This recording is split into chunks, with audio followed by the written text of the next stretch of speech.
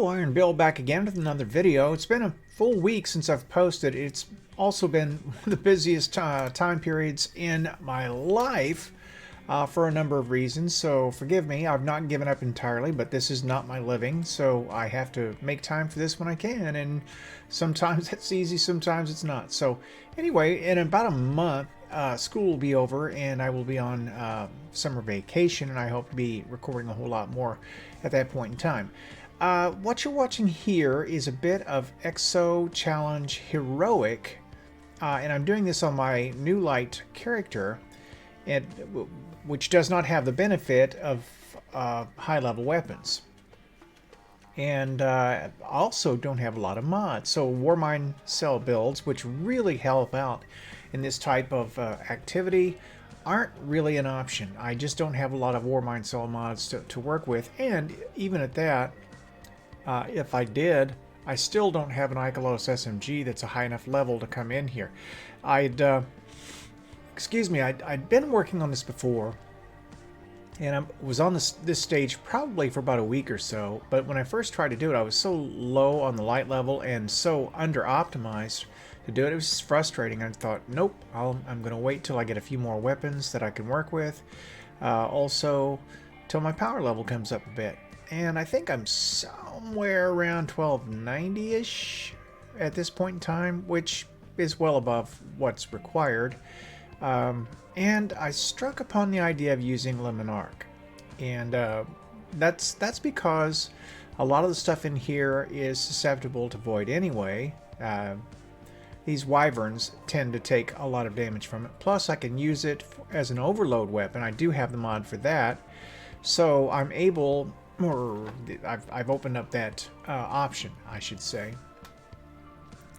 I can drop a stasis grenade. Today was grenadier, so I really have a lot more going for me. Plus I have a high enough level sword that I can take care of that business right away.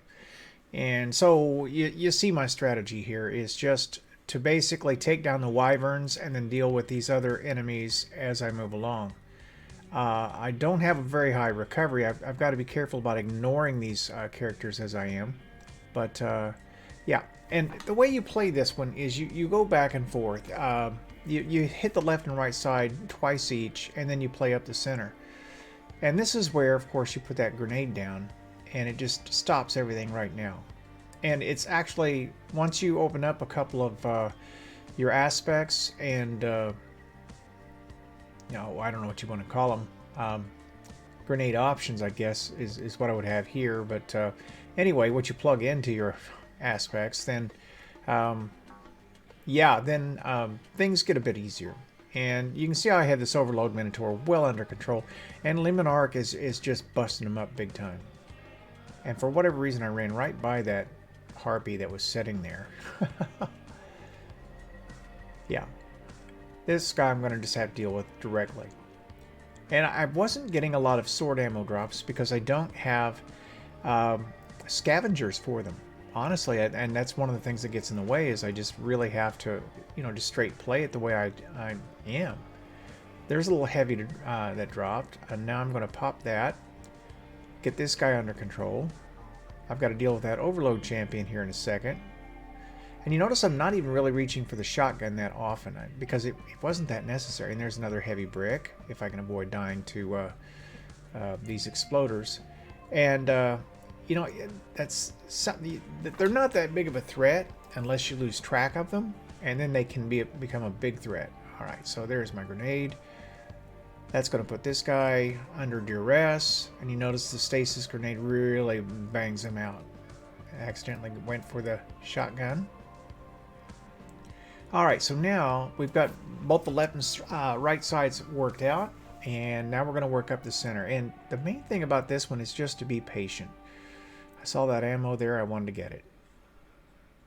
And I was going to run Oath Keepers here, but two major problems with that. One is the only one I have is a year 1 drop, and it does not have the year 2 drop options.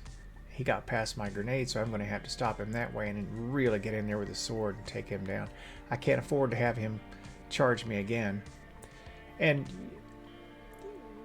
for anyone who watches football, you know that a quarterback has to have a mental count, a silent count in his head, you know, and realizing that he's been in a pocket too long and possibly about to get flushed out by a linebacker coming from his blind side.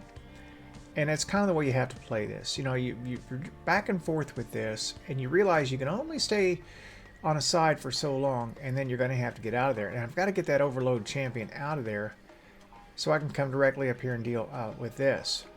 You'll notice that my stability is down to 73%, but if you can clear your enemies off, it'll begin to build back up. So you don't have to panic if characters get up there, but you really want to keep it under control if you can. Alright, so I know that they've got to be coming up at this point where it's 73% again, dropping, but this will take care of it. Trying not to use up all my heavy right away. And this is the first time I've tried Le Monarque on this particular event, and I gotta tell you, it's tough. I mean, I would wholeheartedly recommend this in lieu of running Warmind Cell builds, because if you don't have the Warmind Cell mods, it won't matter, you know. So, alright, get some burn going on him. Feel the burn. And I'm back up to 92%. If I can just keep this guy off, there's no real danger. And when I was trying to run this before, I think I was running Tikus. And Tikus just isn't as good here. For whatever reason. And I think it has to do with the burn, because Tikus is solar. And I think that void damage just does a lot more here. I was praying to gosh that that was not an exploder, because that would have been it for me. And if you don't know, death here, when you're running it solo, of course means you start all over again, because it's a darkness zone. And there is my exploder. Bounced off his head and got him to go. What I'm trying to do is get the Hydras to spawn above, and here they come. Get a grenade on that guy, and I just know that this is going to take it out, and it does. 2 shots. Yeah, it's actually baller for that. All right, I know I can see the strands up there. I know he's there. I didn't have a grenade, so I'm just going to have to back off. And you know, this is usually the critical point where you try to hang just a little longer than you ought to. And I'm running low resilience, relatively speaking, and recovery, and I just can't afford to do that. All right, get some burn going on this guy. I don't want to push in there with a sword at my power level. It won't do me any good. I'm risking enough to come into these guys. By the way, that's a blue shotgun. That's a Botheration 24, I think it is. And, you know, the Badlands and the Botherations, they're good shotguns. Don't sleep on those. They're actually pretty solid. Okay, so now I'm getting close to the point where I want to throw my super on him. I've been holding it because I want to make sure that everything's under control here before I do it. All right. And at this point, I'm about to decide that it's time to do it. And, you know, I've got a stunner up above there that I haven't even used. I've forgotten all about him. Not that it matters, because we're going to take this guy down super quick now. Now, the good thing is, even if I'm not shooting the boss, my robots are.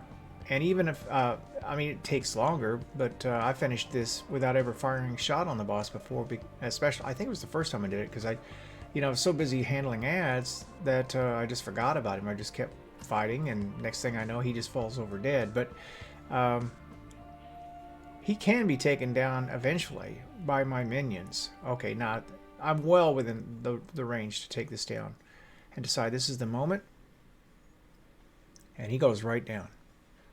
I actually could have done that a lot sooner and finished this off. I didn't know. You know, where my power level is with this, I was afraid that I would toss that too soon and do something stupid and die and have to deal with all that. So it worked out. So with that, I take my skeleton key back to the ziggurat, and I get another aspect. And of all of the aspects that you get, I think this is the hardest one because of this. You know, where it comes in the quest and your relative power level at the time and your weaponry and such. This could be tough, but honestly, run it the way I did.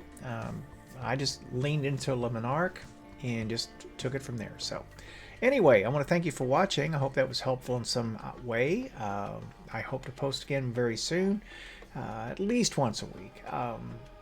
The next 4 weeks are going to be tough.